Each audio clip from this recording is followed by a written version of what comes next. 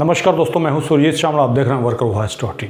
दोस्तों, आप में से जो लोग भी सेंट्रल गवर्नमेंट के अंदर किसी भी मंत्रालय, किसी भी विभाग में contract worker, outsource worker, daily Vaser आदि के रूप में काम करते हैं, तो खुश हो जाइए, आपके लिए अक्टूबर का महंगाई भत्ता का नोटिफिकेशन जारी हो गया है, जिसके बाद आपके न्यूनतम वेतन में वृद्धि हो जाएगी।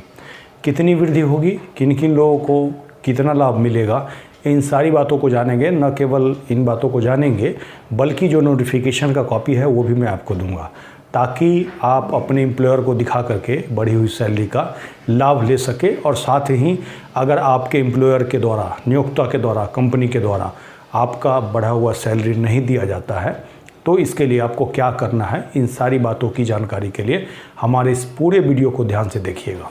दोस्तों, अगर आप पूरे देश के अंदर किसी भी सेंट्रल गवर्नमेंट के विभाग में, याद रखिएगा मैं यहाँ पे सेंट्रल गवर्नमेंट बोल रहा हूँ, यानी कि भारत सरकार के विभाग में, जैसे कि रेलवे हो गया, पोस्ट ऑफिस हो गया, एम्स हो गया, इसके अलावा FCI और भी बहुत सारे विभाग हो सकते हैं जो कि भारत सरकार के अंतर्गत आते हैं। उसके मंत्रालय में या फिर किसी भी विभाग के अंदर काम करते हैं, तो आपको सेंट्रल स्फेयर का न्यूनतम वेतन दिया जाता है, जो कि आपके स्टेट गवर्नमेंट से काफ़ी अधिक है, अलग अलग स्टेट के हिसाब से।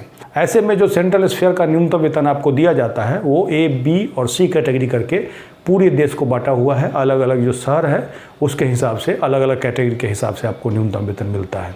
ऐसे आपको जानकारी के लिए बता दें कि न्यूनतम वेतन अधिनियम 1948 के हिसाब से 5 साल में आपका न्यूनतम वेतन रिवाइज होना चाहिए, जो कि 2017 में हुआ था।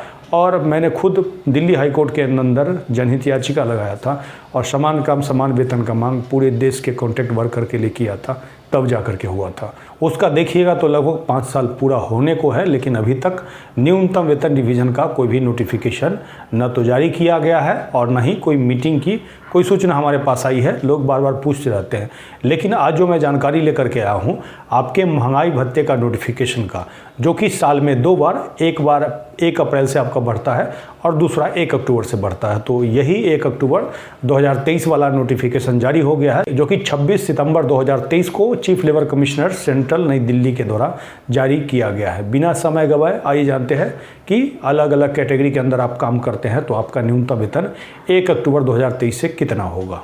दोस्तों, जैसे हमारे वीडियो के डिस्क्रिप्शन में जाएंगे, आपको हमारे ब्लॉग www.workervoice.in का ये वाला लिंक मिल जाएगा, जिस पे क्लिक करते ही हमारे इस वाले पोस्ट पे आ जाएंगे, जिसमें हमने पूरी जानकारी देने की कोशिश की है।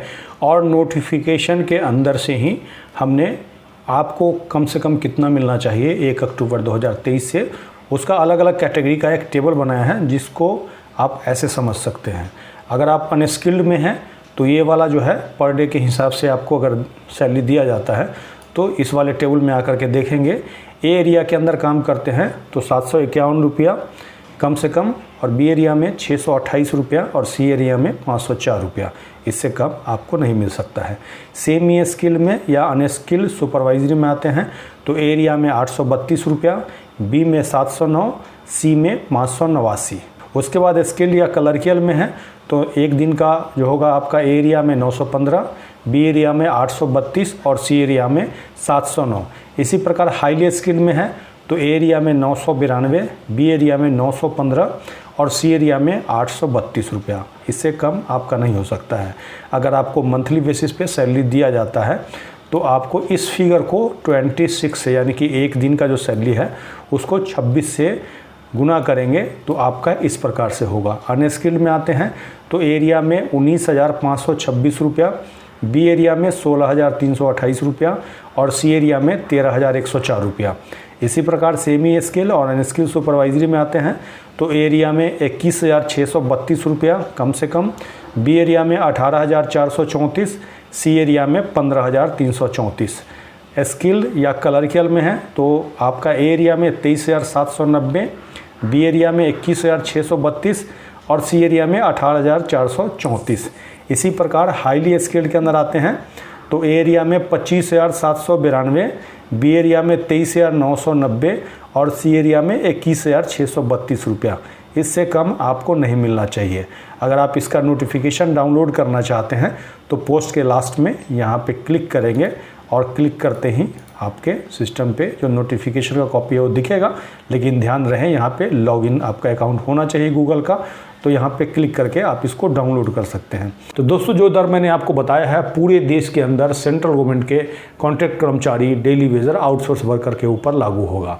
अगर आपको इस दर से 1 अक्टूबर 2023 से वेतन नहीं दिया जाता है तो इसके लिए आप अपने एम्प्लॉयर यानी कि ठेकेदार से बात करेंगे और साथ ही मुख्य नियोक्ता यानी कि जिस विभाग के अंदर काम करते हैं वहाँ के अधिकारी से बात करेंगे और ये वाला नोटिफिकेशन जो कि आप डाउनलोड करके उनको दिखा सकते हैं और साथ ही आप एक ईमेल के द्वारा, एक पिटीशन के द्वारा उनसे मांग रख सकते हैं कि ये वाला बढ़ा हुआ सैलरी हमें मिलना चाहिए।